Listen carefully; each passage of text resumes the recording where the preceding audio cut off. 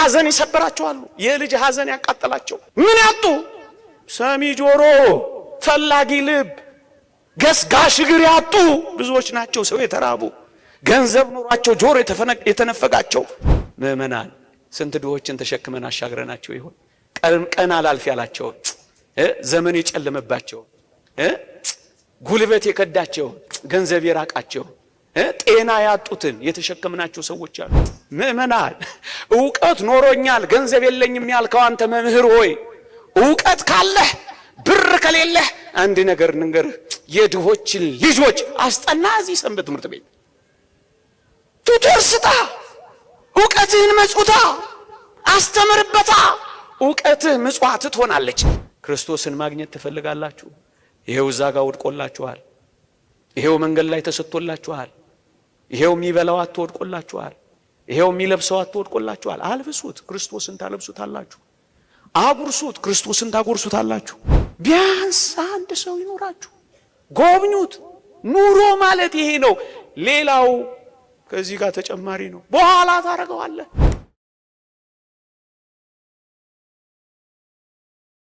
አባ ቢሾይ ትዝ አይላችሁ? እግዚአብሔር እገለጥልሃለሁ አለው ይላል። ባጭሩ ታሪኩን ላሳጥረው ሰዓቴ ስላለቀ እገለጥልሃለሁ አለው ይላል።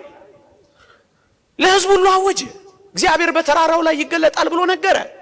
ሕዝቡ ሁሉ ወደ ተራራው ተመመ። ተራራው ላይ ከመውጣታቸው በፊት ግን ተራራው ግርጌ፣ ተራራው ስር ግን አንድ ደሃ ተቀምጦ ነበር። ወዴት ነው የምትሄዱት ይላቸዋል። ዛሬ እኮ የተወደደ ክርስቶስ እኮ በተራራው ላይ ይገለጣል ብሎናል ይሉታል። ባካችሁ እኔም ጌታዬ ልየው ባካችሁ ሰዱኝ እያለ ይማጸናቸዋል። እነሱስ ክርስቶስን ለማየት ወደ ተራራው ግስጋሴ። ከዛስ ተከማቸ ሕዝቡ። ልክ እዚህ ጉባኤ ላይ እንዳለው ተከማቸ። ማንን ጠበቃ? ክርስቶስ ይመጣል ብሎ ካሁን መጠበቅ ያዘ። መጨረሻ ላይ ደካማ የሆነው በጸሎት የበረታው አባ ቢሾይ እንደነገራቸው የእግዚአብሔር መገለጥ በተራራዋ ላይ ሊያይ ወደ ተራራው ግርጌ ሲደርስ አንድ ደሃ ተቀምጧል። ሰውን ሁሉ እንደለመነው አሁንም አባ ቢሾይ ለመነው። እባክህ አባቴ ሆይ ክርስቶስን ማየት እፈልጋለሁ፣ እባክህ ውሰደኝ አለው። አባ ቢሾይም በርከክ አለ። በሽምግልና ጉልበቱ በጃጀ ጉልበቱ በርከክ አለና ደሃውን ምን አረገው? ተሸከመው። ስዕሉ እንደዚህ ታገኙታላችሁ። አባ ቢሾይ ምእመናን ስንት ድሆችን ተሸክመን አሻግረናቸው ይሆን? ቀን አላልፍ ያላቸው፣ ዘመን የጨለመባቸው፣ ጉልበት የከዳቸው፣ ገንዘብ የራቃቸው፣ ጤና ያጡትን የተሸከምናቸው ሰዎች አሉ። ስንቶች እቺን ሀገር ተሸክሞ ተጥለው ይሆን? የምትሸከሙት በርከክ የምትሉለት አለ? የምትሸከሙት እንጃ። ተሸከመው በርከክ ብሎ ተራራውን ሊወጣ። አዎ ከዛ ይዞት ወጣ። የሚገርመው ይታል ይሉታል። መጨረሻ ላይ ጌታችን ለአባ ቢሾይ እንዲህ አለው፣ ይሄ ሰው ሁሉ እኔን ለማየት ወጥቷል፣ እኔ ግን የነበርኩት በአባ ቢሾይ ትከሻ ላይ ነበርኩ። ማን ነበር ያ? ማን ነበር? ክርስቶስ። ደሃው እኮ ለካ አባ ቢሾይ ነው ተሸክሞት የሄደው። ክርስቶስን ማግኘት ትፈልጋላችሁ? ይሄው እዛ ጋር ወድቆላችኋል። ይሄው መንገድ ላይ ተሰጥቶላችኋል። ይሄው የሚበላው አትወድቆላችኋል። ይሄው የሚለብሰው አትወድቆላችኋል። አልብሱት፣ ክርስቶስን ታለብሱታላችሁ። አጉርሱት፣ ክርስቶስን ታጎርሱታላችሁ። እግዚአብሔርን ማግኘት ከፈለጋችሁ እንግዳ ሰው ይኖራችሁ፣ እግሩን እጠቡት፣ ሳሙት። ቢያንስ አንድ ሰው ይኖራችሁ፣ ጎብኙት። ኑሮ ማለት ይሄ ነው። ሌላው ከዚህ ጋር ተጨማሪ ነው። በኋላ ታረጋዋለህ። አንድ ጨከን ያለ ነገር ልንገራችሁ። እዚህ እኔና እናንተ ጎረቤት እዚህ ዝቅ ብሎ ቅዱስ እስጢፋኖስ ቤተክርስቲያን የዛሬ 6-7 ዓመት የሰማሁት ታሪክ አለ። ኤፍኤም ሬዲዮ ላይ ጋባዥ አጥማቂ መጥቶ ያጠምቅ ነበር መሰለኝ። እዛ አንዲት ታማሚ ሴት ከገጠሪቱ የሀገራችን ክፍል ታማሚ ናት፣ ልትጠመቅ እዚህ ትመጣለች አሉ። 3 ህፃናት አሏት። አንዱ የሚጠባ ነው። ታማ መጣች። እየተጠመቀች እዛ ማረፊያ አጣች። ደሳሳ ቤት እንኳን የላት። ከዛስ እዛ አንዱ ጥግ ለካ ታድራለች። እየተጠመቀች ታድራለች፣ እየተጠመቀች ታድራለች። ግን ታማሚ ናት። ማን አባከና ይበላት? በሩም የተዘጋ ነው፣ መጠለያውም ለሱ አይሆንም፣ የተከለከለ ነው። ኤፍኤም ሬዲዮ ላይ ነው የሰማሁት። ከጥቂት ቀናት በኋላ የዚህችን ሴት አንድ ልጇን ጅብ በላባት። ከዛ ወንዝ የሚወጡ ጅቦች ነው ይበሉት። አሁን ክርስቲያኖች አለን ይባላል በዚህ ዘመን። እናንተ ምንድነው ወጉ? የክርስትና ምንድነው ኑሮ? ምንድነው ህይወት? ወገኖቼ ይሄን ሁሉ ስናገር ምን ኖሮ ነው ይሄ ልጅ የሚጨቀጭቀን የሚል ሰው ሊኖር ይችላል። ምናልባት አንዳንዴ በእንዲህ አይነት ሚዲያዎችም ሲተላለፍ ይሄ ሰው ኢትዮጵያ ውስጥ እንዳለን አያውቅም እንዴ ሊሉኝ ይችላሉ። ምን ኖሮ ነው የምንሰጠው? ጤፍ እንደዚህ ገብቶ ምን ኖሮ ነው የምናካፍለው የሚለኝ ሰው ሊኖር ይችላል። ሲሆን እንዲሰጠን እርዳታ ጠይቅልን እንጂ ጭራሽ ስጡ ትላለህ እንዴ ልትሉኝ ትችላላችሁ። አንዳንድ ሰው ካልበለጸገ በቀር መስጠት የማይሆን የሚመስለው ሊቁ ቅዱስ ዮሐንስ አፈወርቅ ግን እንዲህ ይለናል። ሁላችን ላንብበው በሞቴ ምን ይላል? ድህነትህ የቱንም ያህል ቢሆን እንኳን ይላል 2 ዲናር የለህምን? 2 እግሮች እኮ አሉህ የታመመ ጠይቅበት። 2 አይን እኮ አለህ የተሰቃየ እይበት። ቢያንስ ጣራ እኮ አለህ ዝናብ የሚደበድበው አስጠልልበት። ዲናር አለህ የግድ ኪስህ ሊሞላ አይገባም። የግድ ቤትህ የሞላ ንብረት ሊኖር አይገባም። ከጾም ጋራ ይህንን እናድርጋ። ሀብት የሚባለው በኪስ የሞላው ቦርሳ ያጨቀው ጎተራ የከተተው አካውንት የተቀመጠው ብቻ አይደለም። ከዚያም የሚበልጥ ሀብት እኔ እናንተ ውስጥ አለ።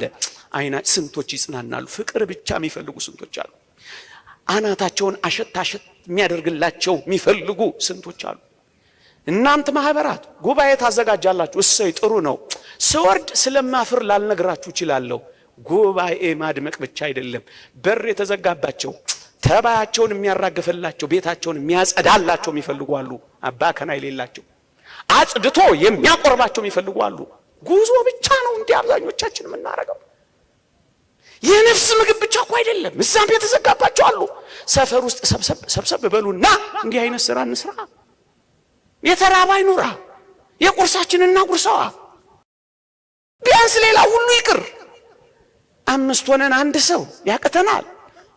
እዩ በሞቴ ደግሞም ሌላ ላሳያችሁ። ቤት ሞልቷቸው የሰው ረሃብ ያዛቸው አለ፣ የሚያጫውታቸው ያጡ፣ መናገር እየፈለጉ ሰሚ ጆሮ ያጡ እኮ አሉ። እፍኝ ጥሬ ሞልቷቸው እፍኝ አስታዋሽ ልብ የሌላቸው ምስኪኖች አሉ። ደም ብዛት ያዞራቸው የሰው ፍቅር የራባቸው ልጆቻቸው ቤት ገዝተውላቸዋል፣ ልጆቻቸው ግን አይጎበኟቸውም። ምን ያጡ? ሰሚ ጆሮ፣ ፈላጊ ልብ፣ ገስጋሽ እግር ያጡ ብዙዎች ናቸው። ሰው የተራቡ ገንዘብ ኖሯቸው ጆሮ የተነፈጋቸው መብል ልጆች ሞልተዋቸው ወገኖቼ ፍቅር የራባቸው አሉ። እንጎብኛቸዋል።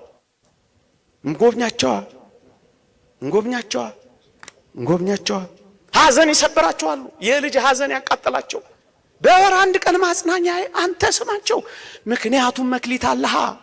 ምእመናን ዕውቀት ኖሮኛል ገንዘብ የለኝም ያልከው አንተ መምህር ሆይ ዕውቀት ካለህ ብር ከሌለህ አንድ ነገር ንገርህ፣ የድሆችን ልጆች አስጠና። እዚህ ሰንበት ትምህርት ቤት ቱቶር ስጣ፣ ዕውቀትህን መጽውታ አስተምርበታ።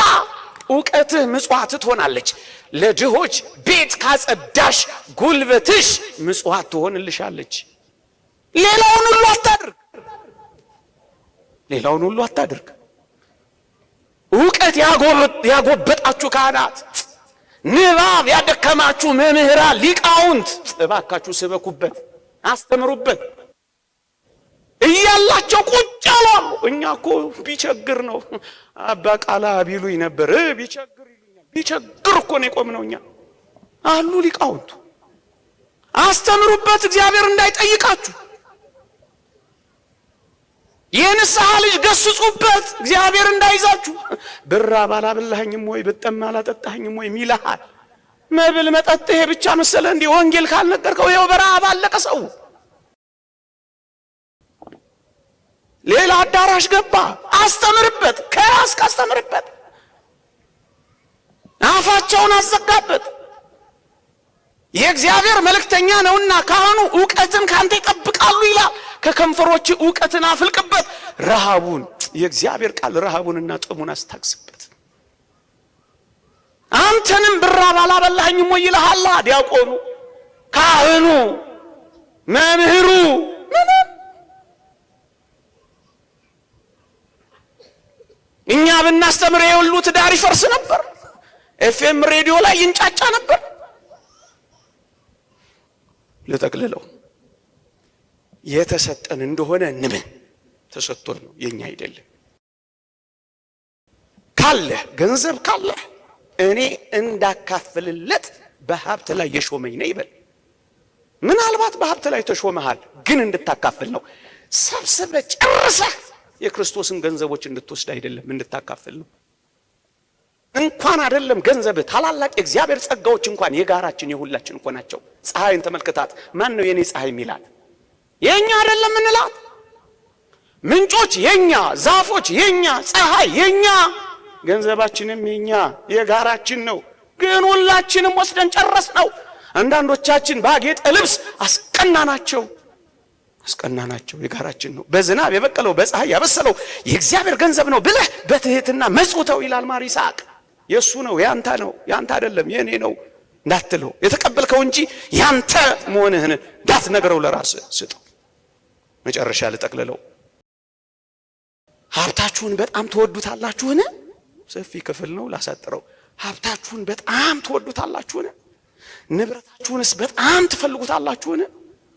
እንዲያ ከሆነ ብልና ዝገት በማያጠፉት ሌቦችም አጥሩን ምሰው ግድግዳ ጥሰው ግንብ አፍርሰው ጉድጓድ ቆፍረው የማይወስዷት አንድ ቦታ ልጠቁማችሁ። እሷም የድሆች ሆድ ናት። እሷም እግዚአብሔር የሚቀበላት ቁርባን የሆነች ምጽዋት ናት። ጮክ ብዬ ልናገረው፣ ባንክ ከማስቀመጥ በላይ እነዚህ ድሆች ውስጥ አስቀምጡት።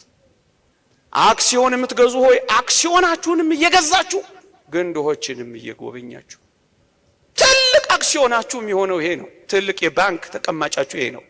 በአመፃ ገንዘብ እናንተን በመንግስተ ሰማያት እንዲቀበሉ ወዳጆችን አብጁበት። መላከ ብርሃን ሰላማ የሚባሉ አንድ አባት እንዲህ አሉ ይባላል። በጣም ይበትናሉ፣ በጣም ድሆችን ይመገባሉ፣ በጣም ይጎበኛሉ። እና ምን ሆነ መሰላችሁ? ብዙዎች ተቿቸው። ምን ብለው? እንዴት ነው ገንዘብህን ምን ብጠላ ነው እንደዚህ የምትበትነው አሏቸው አሉ። እሳቸው ምን ብለው ተናገሩ አሉ? እኔም ልጆቼም ኋላ ወደ ምን ሄድበት አስቀድሜ ብሰደው ገንዘቤን ጠላሁት ወይስ ወደድኩት አሉ አሉ። ኋላ ለምን ሄድበት አስቀድማችሁ ስደዱት፣ ገንዘባችሁን ምን ካላችሁት?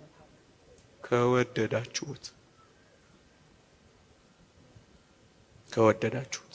እና ይልቁን በዚህና በሚመጡት ዘመናት እነዚህን ሐሳቦች ካላሰብን በቀር የተቸገር የደከም እየወደቅን እንደምንሄድ አትጠራጠሩ። አንድ ሩሲያዊ ጸሐፊ ካህን ቄስ ኦርቶዶክሳውያን በመጨረሻው ዘመን በምግብ ሰብል ራሳቸውን ካልቻሉ ዓለም ያጠፋቸዋል ይላል። እልቅ እየተጎራረስን፣ እልቅ እየተደጋገፍን፣ እልቅ እየተጎበኛኘን፣ እልቅ አለሁልሽ እየተባባል ይሄንን ዘመን ጠንክረነው እንለፍ። አንረሳሳ፣ አንቷቷው። ይቆየን። የእግዚአብሔር ቸርነት፣ የእመቤታችን አማላጅነት፣ የቅዱሳን በረከት ረድኤት አይለየን። እንድንተገብረው እግዚአብሔር ይርዳን። አሜን።